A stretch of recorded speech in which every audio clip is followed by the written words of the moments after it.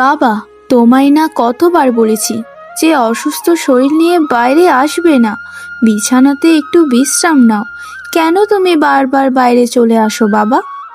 বাবা, তোমাকে তো আগে সুস্থ হতে হবে, তারপর না হয় বাইরে বেরিয়ে যা ইচ্ছা তাই করো।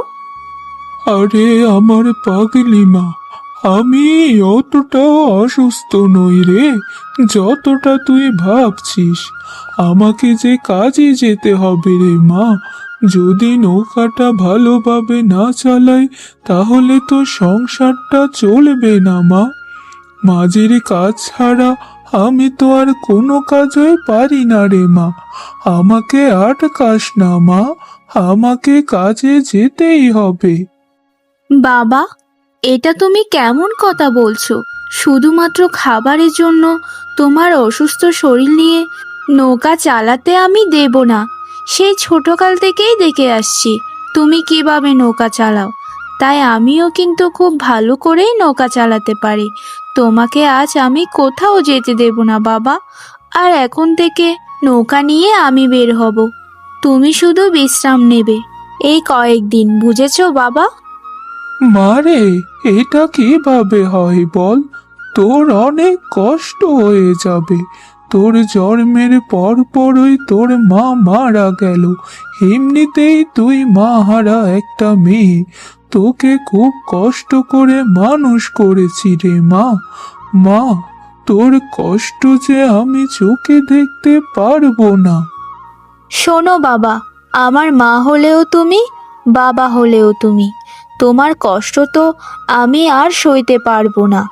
আর আমি বয়সে অনেক ছোট তোমার থেকে, আমার শক্তি সামর্থ্য তোমার থেকে অনেক ভালো। আমি কিন্তু এখন তোমার মা হিসেবেই বলছি, যা বলছি তাই করো। ঘরে গিয়ে বিশ্রাম করো, আমি কাজ করব এখন থেকে, ঠিক আছে? ঠিক আছে মা, আমি তাহলে ঘরে যাচ্ছি। তোর যা ইচ্ছে তুই কর।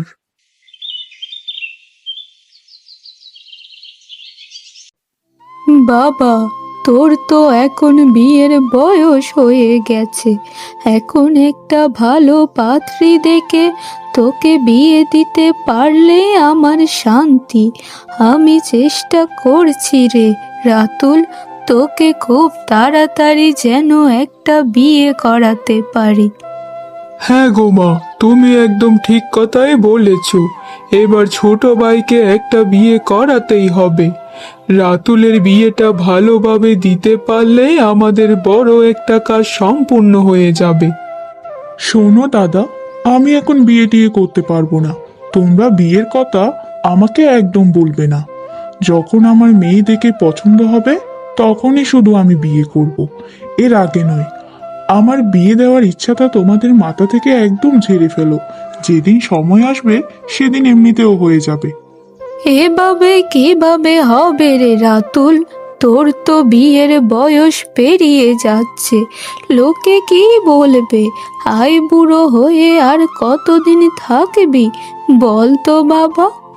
কেন, তোর বড় দাদাকে যে বিয়ে করিয়েছি, বৌমা তো ভালোই, দেখবি তোর বউ খুব সুন্দরী আর লক্ষ্মীমন্ত হবে।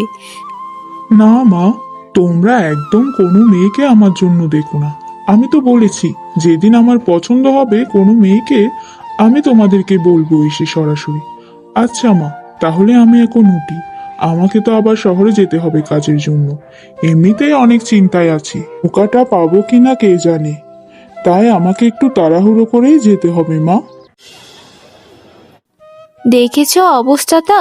কখন থেকে নৌকাটা নিয়ে বসে আছি, এখনো তো একটাও খদ্দের এলো না। দুপুর গড়িয়ে বিকাল হতে চলল প্রায়। আমি কি যে করব বিধাতাই জানে। জানি না, আজকে যদি একটাও খদ্দারের দেখা না পাই তাহলে বাবার ওষুধ কিনবো কি করে, আর চাল ডালই বা কিনবো কি করে? বিধাতা, তুমি তো সব কিছুই জানো আমার সম্পর্কে, একটা না একটা ক্ষুদ্রের ব্যবস্থা তুমি করে দাও না বিধাতা। আচ্ছা, অত শত ভেবে লাভ নেই, আমি না হয় আরো কিছুক্ষণ বসে অপেক্ষা করি, যদি কেউ নদী পারাপার হয়। মাঝি ভাই, ও মাঝি ভাই, এদিকে এসো তো দেখি। আমি ওপারে যাব, তাড়াতাড়ি এসো। আমার আবার বেশি সময় নেই, একটু তাড়াতাড়ি নদীটা পার করে দিতে হবে, আমাকে শহরে যেতে হবে গো। তা বলি, আপনি কি চোখের মাথাটা খেয়ে ফেলেছেন নাকি? দেখছেন না আমি একটা মেয়ে? তাহলে আমি মাঝি ভাই হলাম কি করে বলুন তো? আচ্ছা আচ্ছা, অত শত কথা না বলে নৌকাতে উঠে পড়ুন। আমি এক্ষুনি আপনাকে নদী পারাপার করে দিচ্ছি। 15 টাকা নিচে কিন্তু নদী পারাপার করতে পারবো না, এটা কিন্তু আগে থেকেই বলে রাখলাম। আরে ঠিকই তো, তুমি তো একটা মেয়ে, আমি অতটা খেয়াল করিনি আসলে। 15 টাকা না হয় দিলাম, কিন্তু আমার একটা কথার উত্তর দাও তো। লোকটা তো বেশ প্রশ্ন করে চলেছে। আচ্ছা, যাই হোক, একটা যখন খদ্দের পেয়েছি, উত্তরগুলো না হয় দিয়েই দিই। আমি কি এমনি এমনি নৌকা চালাতে এসেছি বলুন তো?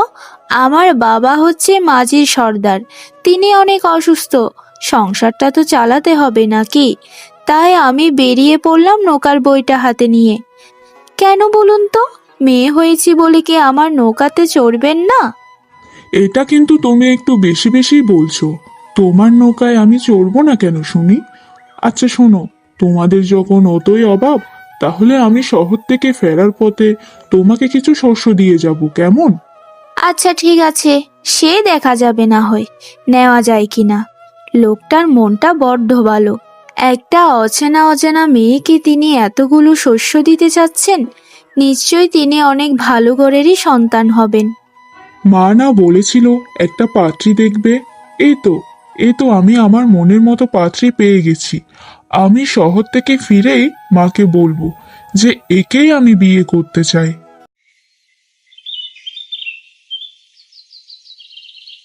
আরে মা, আপনি বলছিলেন না রাতুলের জন্য একটা ভালো পাত্রী দেখতে? তা আমরা তো ভালো পাত্রী দেখেই ফেলেছি। আমার বাপের বাড়িতে একটা ভালো মেয়ে আছে, সে দেখতে যেমন সুন্দরী তেমনি যৌতুক দিতেও রাজি আছে, বুঝেছেন মা? কি বলছো বৌমা, সত্যি নাকি? কত টাকা যৌতুক দিতে রাজি হয়েছে বলো তো আমার রাতুলটাকে? যে কোনো ছেলে, যে যার তার সাথে আমার ছেলেটাকে বিয়ে দিয়ে দেব, সব কিছু বিস্তারিত জেনে তারপরে বিয়ের কথা ভাবা যাবে এখন। আরে মা, কি যে বলেন না আপনি! আমি কি যেসে পরে মেয়ের কথা বলছি আপনাকে? মেয়ের বাবার অঢেল সম্পত্তি। মেয়ের বাবার চাহিদা হচ্ছে একটা সুদর্শন চরিত্রবান ছেলে, যেটা আমাদের রাতুলের মধ্যে তো একদমই আছে। তুমি একদম ঠিক কথাই বলেছ বৌমা। রাতুল তো 100-তে 100 একটা ছেলে। খুব ভালো করেছো তুমি।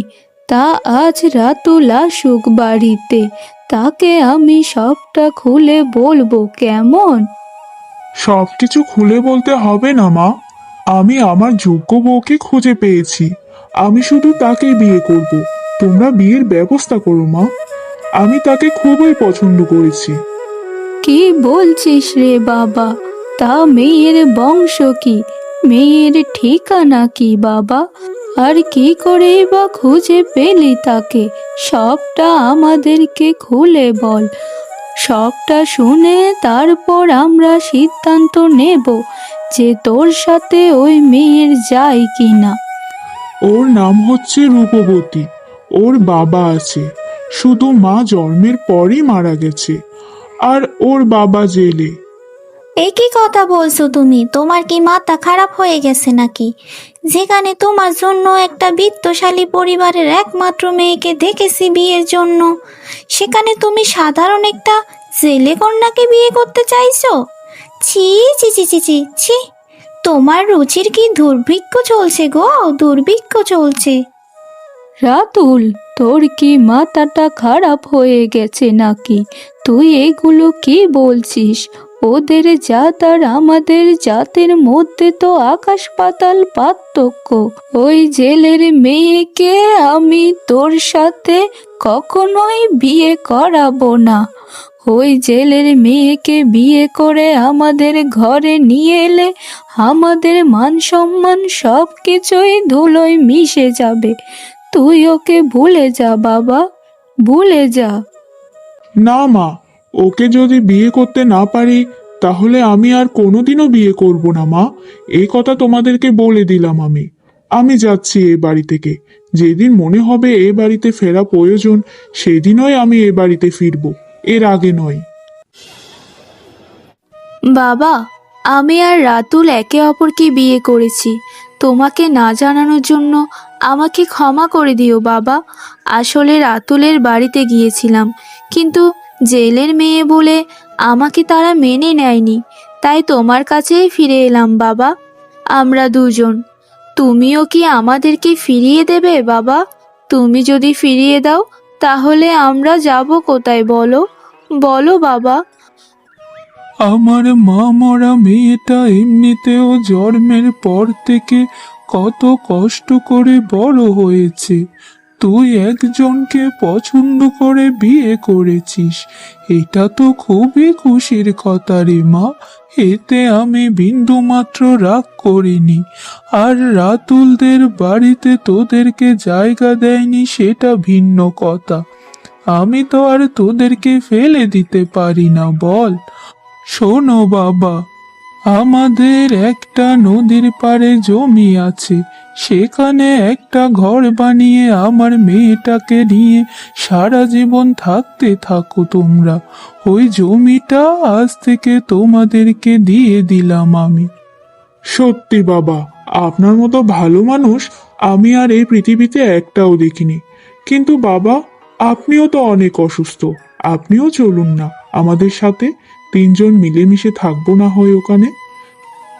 না বাবা, তুমি তো জানোই আমি জেলেদের সর্দার, তাই এখানে থাকাটা আমার জন্য খুবই গুরুত্বপূর্ণ। তোমরা যাও বাবা, তোমরা সারা জীবন সুখে শান্তিতে থেকো। আর মাঝে মাঝে এই বুড়ো বাবাটার খোঁজ খবর নিয়ে যেও, আমিও তোমাদেরকে দেখতে যাব। আচ্ছা, ঠিক আছে বাবা। তোমার আশীর্বাদ আমাদের মাথার উপর থাকলে আমাদের আর কোনো কিছুর দরকার নেই। আমরা তাহলে আসি বাবা।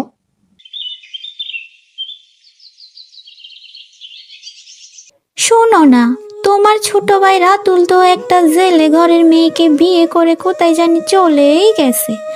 এখন এই সম্পত্তি বাকি যা কিছু আছে সব কিছু তো আমাদেরই, তাই না? এসব তুমি কি কথা বলছো গিন্নি? অত লোক ভালো নয়, তুমি তো জানোই আমরা দুই ভাইয়ের মধ্যে সব কিছু সম্পত্তি মা সমান ভাগে ভাগ করে দেবেন। আমাকে একা কখনো সম্পত্তি দেবেন না গিন্নি। শুধু শুধু মিথ্যে স্বপ্ন দেখিও না, আর নিজেও দেখো না। তুমি কি আমার থেকে বেশি জানো? আমি তোমার থেকে বেশি জানি, বুঝেছো? তাই আমি যা বলবো সেটাই তুমি মেনে চলবে। সকালটা শুধু হোক, মায়ের কাছে যদি আদর করে আবদার করি, মা নিশ্চয়ই আমাদেরকে সকল সম্পত্তি লিখে দেবেন। এমনিতেও রাতুলের উপরে তোমার মা অনেক ক্ষেপে আছেন, বুঝেছো? আচ্ছা ঠিক আছে, ঠিক আছে, তুমি যেটা ভালো মনে করো সেটাই করো। আমি তোমার উপরে একটা কথাও বলবো না। তুমি যদি সত্যি সত্যি মায়ের কাছ থেকে সব কিছু নিতে পারো তাহলে বুঝবো যে তুমি শুধু কথাই বলো না, তোমার কথা এবং কাজের দুটোতেই জোর আছে। মায়ের কাছে সকালে এমনভাবে চাইবো যে দেখবে মা আমাদেরকে এমনিতেই দিয়ে দিবে সব কিছু। আর তুমি সব সময় আমি যেটা বোঝাবো সেটাই বুঝবে, বুঝেছো?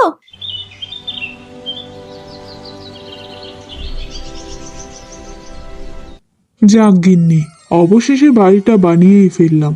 নিজের একটা বাড়ি হলে কত যে শান্তি লাগে সেটা এখন আমি বুঝতে পারছি, তাই না গিন্নি? তুমি একদম ঠিক কথাই বলেছ। নিজের বাড়িতে থাকার মতো শান্তি এই পৃথিবীতে আর কোথাও নেই। সব কিছু তো ঠিকঠাক হয়ে গেছে, এখন বাড়ির ভেতরে কিছু আসবাবপত্র লাগবে আমাদের। আস্তে আস্তে সব কিছুই হয়ে যাবে। আরে গিন্নি, তুমি ওসব নিয়ে কোনো চিন্তা করো না। আমি সব কিছু আস্তে আস্তে গুছিয়ে ফেলবো। এখন এখন আমি বাজারের দিকে যাই, একটু কিছু সবজি বাজার করে আনি। সকাল থেকে তো দুজনেই কিছু খাইনি। তুমি ঘরের ভেতরটা একটু ঝাড়ু দিয়ে ফেলো, আর আমি এই মুহূর্তে বাজারটা করে নিয়ে আসি। বুঝেছো গিন্নি? কোনো চিন্তা করো না তুমি। আচ্ছা গো, আচ্ছা, তাহলে তুমি বাজারে চলে যাও, আর আমি এদিক দিয়ে গদরটা একটু পরিষ্কার করে ফেলি, কত নোংরা জমে আছে। মা, ও মা, আমি আপনার জন্যে আজ কষা কষা মাংস রান্না করেছি।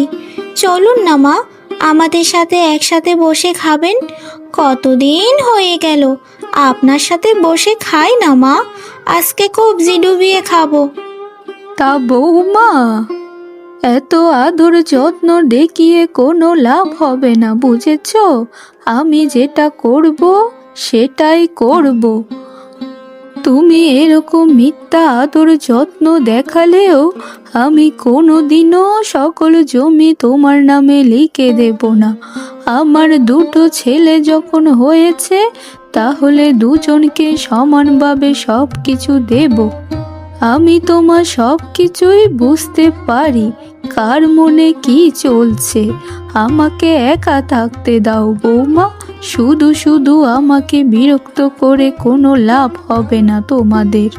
একটা কথা মনে রেখো, লোভে পাপ আর পাপে মৃত্যু, তাই লোভটা একটু কমিয়ে রাখো। মা, তুমি এটা বলতে পারলে যে জমি জমার লোভে তোমার সাথে আমরা ভালো আচরণ করছি? আমার ভাবতেই তো অবাক লাগছে, এটা তুমি কিভাবে বলতে পারলে? শোন বাবা, তুই কিন্তু আমারই সন্তান, তোর আচার আচরণ সব কিছুই আমি ভালো করেই জানি। তোরা যে কিসের জন্য আমার সাথে এরকম ভালো আচরণ করছিস, সেটা কিন্তু আমি আগেই টের পেয়েছিলাম। কাল সব কিছুই রাতের আধারে তোদের ঘরে উকি দিয়ে শুনেছি। তোরা এতটা নিচে নামতে পারলি একটু জমির জন্য?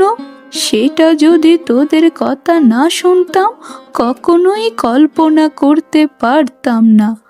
যা যা বলছি, তোরা দুজন এখন আমার চোখের সামনে থেকে দূর হয়ে যা। আমাকে তোরা একটু একা থাকতে দে।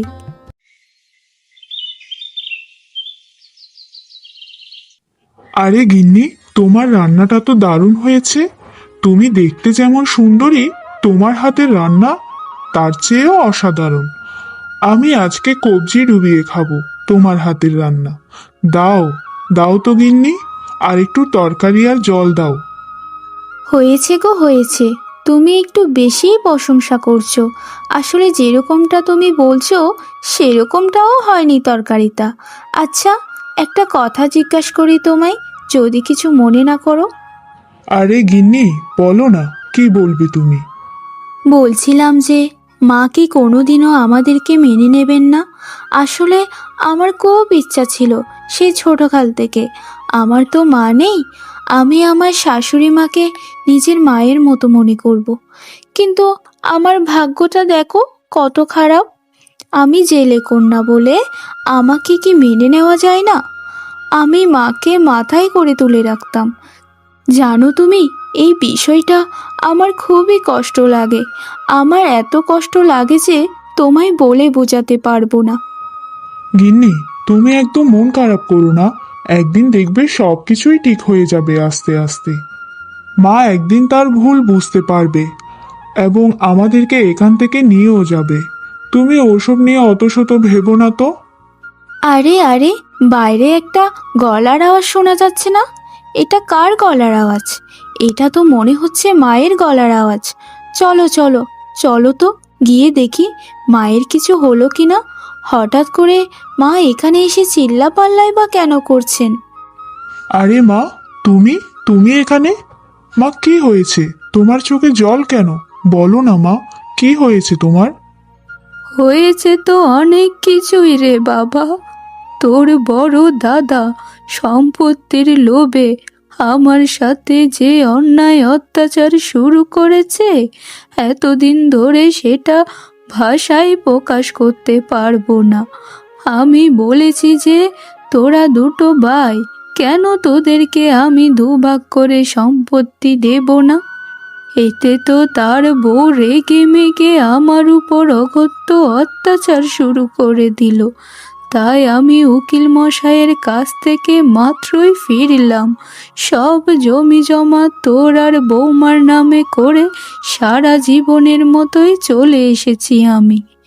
আমাকে রাখবি তো তোদের সাথে বাবা? মা, দুই ভাইয়ের মধ্যে সমান ভাগে সব কিছু ভাগ করে দিলেই ভালো হতো। আর আপনি সারা জীবন আমাদের সাথেই থাকবেন মা, আমার মা হয়ে থাকবেন। আমার মা। এই নদীর পাড়ে বাড়িটা কত সুন্দর, তাই না মা? এখানে হিমেল বাতাস, সুন্দর আবহাওয়া, প্রকৃতি দেখলেই মনটা জুড়িয়ে যায়। এখানে থাকলে আপনার মনটাও ভালো হয়ে যাবে মা। থেকে যান না মা, আমাদের সাথে সারা জীবন থেকে যান। আপনাকে আমি মাথায় করে রাখবো। আমি আপনাকে কথা দিলাম মা। মা, আমি হিরে চিনতে ভুল করেছিলাম মা। তুমি জেলের কন্যা বলে তোমায় কত শত অপমান করেছি, তোমাদেরকে মেনে নেইনি। এখন বুঝতে পারছি জাতের থেকে ব্যবহারটা হচ্ছে বড় পরিচয়। জাতপাতে কিছু আসে যায় না রে বৌমা, মনের সৌন্দর্যটাই সব থেকে বড় সৌন্দর্য। মা, তুমি তোমার ভুল বুঝতে পেরেছো। এর থেকে ভালো খবর আর কিছুই হতে পারে না। তুমি কোনো চিন্তা করো না মা। রূপবতী দেখবে তোমার খুবই খেয়াল রাখবে, তোমায় অনেক ভালোবাসবে মা, অনেক ভালোবাসবে। অতি লোভে পড়ে সব কিছুই হারিয়ে ফেললাম গো, সব কিছুই হারিয়ে ফেললাম। মা তো তোমার ছোট ভাইয়ের নামে সব কিছুই লিখে দিয়েছে এবং তাদের কাছে চলে গেছে সারা জীবনের মতো। আমরা কোথায় যাব এখন? হায় হায় রে, হায় হায় আমার পোড়া কপাল, আমরা কোথায় যাব এখন? আমি তো কিছুই বুঝতে পারছি না। তোমাকে বারবার বলেছিলাম গিন্নি, অত লোভ করো না, অতি লোভে তাতেই নষ্ট হয়। এখন বুঝতে পারছো তো? এখন তো সব কিছুই হারিয়ে ফেললে, শুরুও নেই শেষও নেই। এখন চলো, রাস্তায় রাস্তায় ভিক্ষা করে বাকি জীবনটাই কাটাতে হবে। আমি যা ভুল করেছি জীবনে, এরকম ভুল যেন কেউ কোনোদিন আর না করে, এটাই আমি সবাইকে বলবো। আমার লোভের শাস্তি আমি পেয়ে গেছি গো, পেয়ে গেছি।